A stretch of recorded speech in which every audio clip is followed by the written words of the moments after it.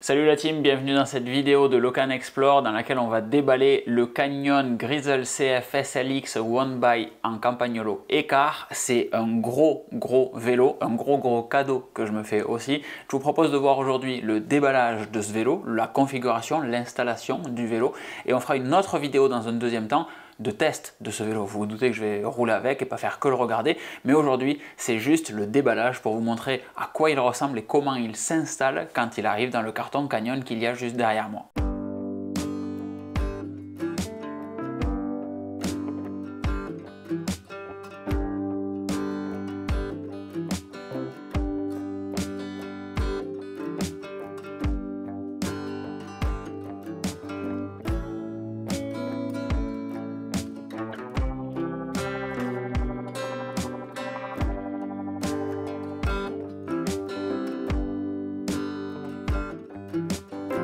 Alors quelque chose à noter chez Canyon au moment de la commande, c'est que ce vélo vaut 4 500 €, mais que les frais d'expédition sont comptés, c'est-à-dire que je paye en plus 40 ou 50 € pour un colis qui est expédié avec des cartons qui ne sont pas fermés dedans.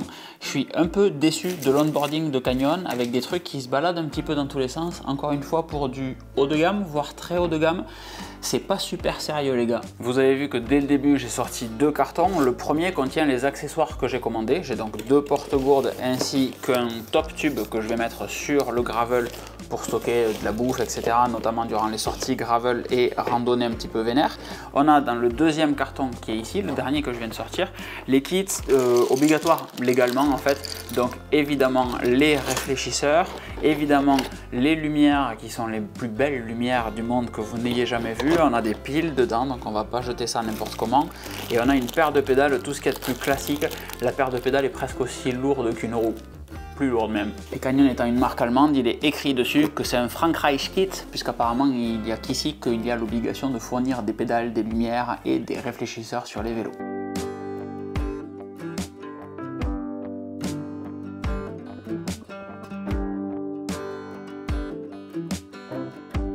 Si on continue nos aventures, on a notre carton Let's Get Started dans lequel on va avoir un Quick Start Guide comme vous le voyez ici qui va nous expliquer comment monter le vélo sûrement et c'est super important de le lire, c'est écrit en gros dessus. Dans ce manuel on retrouve les instructions qui sont celles déjà partagées sur le site de Canyon, comment sortir le vélo de la boîte, comment rajouter les différents éléments dans le vélo, l'utilisation de la clé dynamométrique qui est fournie, ça c'est très fort. Et on a tout ceci de fourni dans le carton ici avec encore une fois la clé dynamométrique qui se trouve là.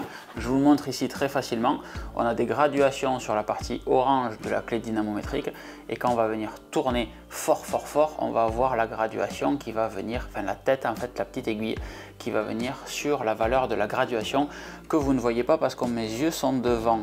Mais je vous garantis qu'elle est là. On a ensuite de l'assembly paste, sensiblement de la graisse pour faire très simple. Et là, un gros truc Campagnolo. Donc on a à nouveau des réflecteurs et des lumières dedans. C'est peut-être Campagnolo qui fournit ça directement à Canyon. Si on ouvre tout ça à l'intérieur, on se retrouve avec une petite clé Allen sympa. On se retrouve avec des accessoires Campi ici qui semblent être pour les freins à disque, c'est les petites cales jaunes. On va avoir une gaine ainsi qu'à nouveau des cales jaunes. On a des trucs comme ça là qui se baladent bizarrement dedans, donc c'est pas ultra rassurant pour autant, même si le reste est scellé.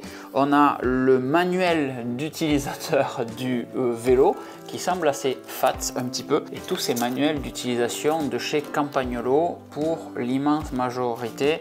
Schwalbe avec deux valves extension, donc il y en a là, c'est peut-être les autres éléments, ceux-là sont des éléments Canyon, j'ai l'impression, il y a les logos Canyon dessus, ça part un peu dans tous les sens.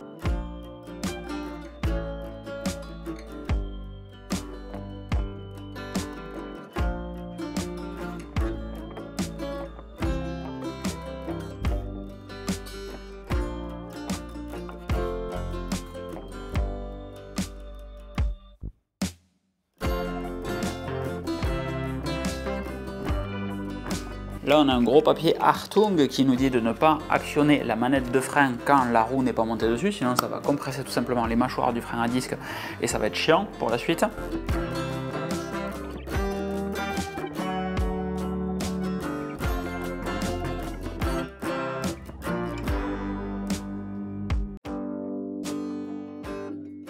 Et c'est maintenant qu'on va venir utiliser la fameuse clé dynamométrique avec un embout de 4 mm pour venir serrer le centre sur la potence à 5 Nm maximum.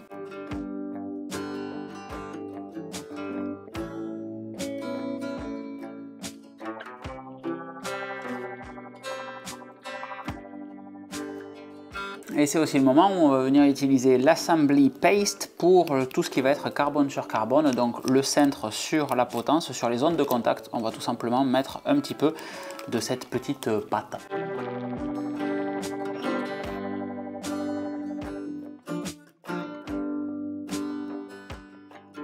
Donc c'est bête à manger du foin, hein. En application on vient en mettre un petit peu sur les surfaces qui vont être en contact, donc ici.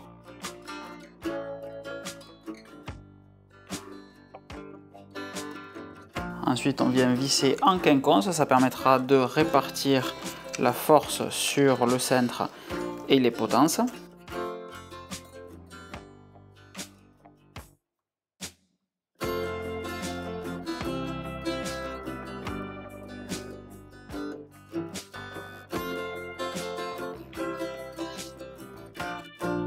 Pour installer la selle, c'est totalement le même délire, on vient reprendre notre petite assembly paste qu'on adore, qui est légèrement granuleuse, mais c'est le but du jeu, et on va mettre à l'intérieur du site post ici, histoire de ne pas avoir de contact dégueulasse, carbone contre carbone.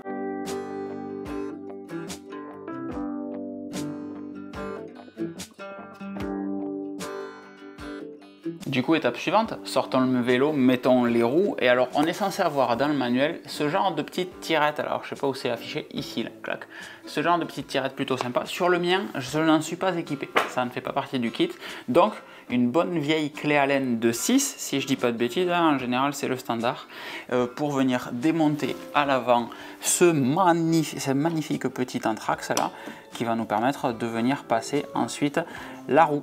Alors ces mécanismes là ils sont bien, ils sont pas bien parce que tu es toujours obligé de te balader avec une clé Allen de 6 quand tu veux partir en vélo au cas où qu'il faille que tu enlèves une roue. C'est juste très chiant versus les systèmes qu'il y avait avant, donc c'est pas impossible que ça soit remplacé. Là je vais remettre le vélo comme ceci, je sais pas si vous voyez une petite plaquette pour empêcher que les freins à disque, les mâchoires se referment, plaquette enlevée et on vient monter cette magnifique roue immense, très clairement.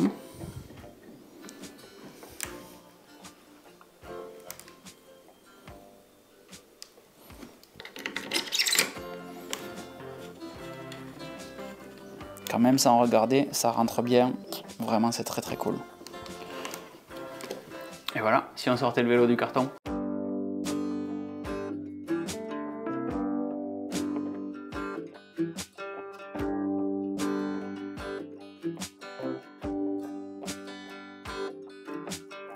Alors le premier doute, la première grosse question que j'ai, c'est est-ce que c'est la bonne taille? Parce que Canyon me dit de prendre un S. Canyon a la réputation de faire des grands vélos. Et il semblerait qu'on soit pas mal du tout. J'ai bien fait de prendre un S à la place du M. J'aurais été trop long dessus et je déteste ça. Donc très cool. C'est la première fois que je joue avec du camp à écart. C'est ultra confort aussi. Ça va être génial. Ça va être génial. Et alors très étonnamment, j'ai ces démontes rapides à l'arrière que je n'ai pas à l'avant. J'ignore totalement pourquoi, peut-être qu'il faudra le rajouter ou pas, je ne sais pas, parce qu'effectivement c'est quand même nettement plus agréable d'avoir un système comme ça. On va maintenant installer les deux porte-gourdes Canyon et sur une des fixations qu'il y a sur la fourche, un Nog Scout qui va me servir d'alarme de vélo tout simplement, compatible avec le réseau Find My iPhone. Si vous ne connaissez pas ce produit, je vous mets le lien dans la description, j'avais fait une review dédiée sur mon Fixie. On ouvre la boîte et à l'intérieur on a effectivement un porte-bidon, un porte-gourde en carbone très fin, très simple, très léger et deux petites vis également, alors qu'on les a fournies ici, mais bon pourquoi pas, c'est plutôt sympa. On défait là avec attention et minutie puisque c'est du carbone et ça fait des bruits bizarres de temps en temps.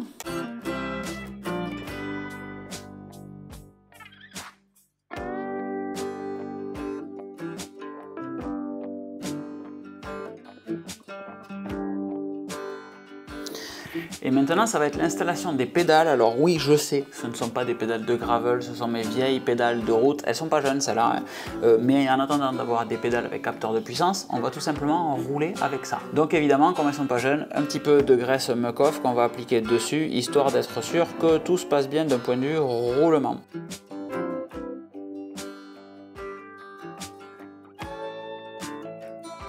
Fixation top tube maintenant, c'est la toute première fois que j'en vois une, donc on a deux pattes en dessous, ça va, c'est facile, avec deux vis ici sur le dessus. Quand on ouvre ça, c'est plutôt bien fait, c'est assez léger, et quand on ouvre ça, on a du coup ces espèces de petites fixations qui semblent être prévues littéralement pour ça. À l'intérieur, je suppose que ça doit pouvoir s'enlever. J'avais peur que ça soit compartimenté et que du coup je puisse pas en faire ce que je veux. Ce n'est pas compartimenté et du coup je peux en faire ce que je veux. Ça me plaît assez, à commencer par la détruire apparemment dès que je la reçois, mais c'était une erreur parce que les fixations sont juste dessous. Voilà, il suffisait d'enlever juste ça, c'est totalement ridicule. Désolé pour ceux qui chez eux savaient comment ça se démontait et qui ont dû se dire mec, mais pourquoi t'enlèves tout, ça ne sert à rien.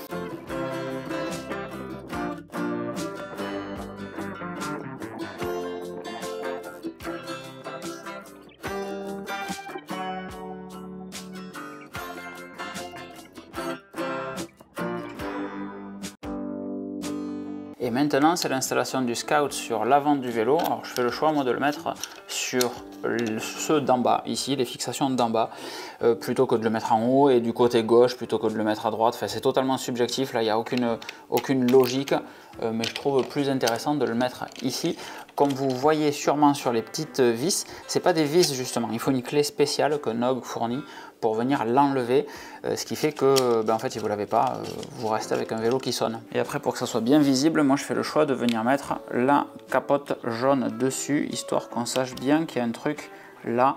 Ça fait un petit look un petit peu chelou, ouais. Sur ce vélo là ça fait un look un petit peu chelou, je vous l'accorde, mais ça permet de voir rapidement qu'il y a un module à l'extérieur. Et voilà ce Canyon Grizzle CF SLX monté en groupe Campagnolo One by Ekar. J'espère que cette vidéo vous aura plu. On va faire le test de ce vélo sur la route et on reviendra pour une vidéo dédiée à ce sujet dans quelques semaines. N'hésitez pas à vous abonner et à mettre dans les commentaires les sujets que vous voudriez voir abordés. Je lis tous les commentaires et je répondrai à l'immense majorité d'entre eux. Je vous souhaite une excellente fin de journée à toutes et tous et je vous dis à très vite. Ciao ciao.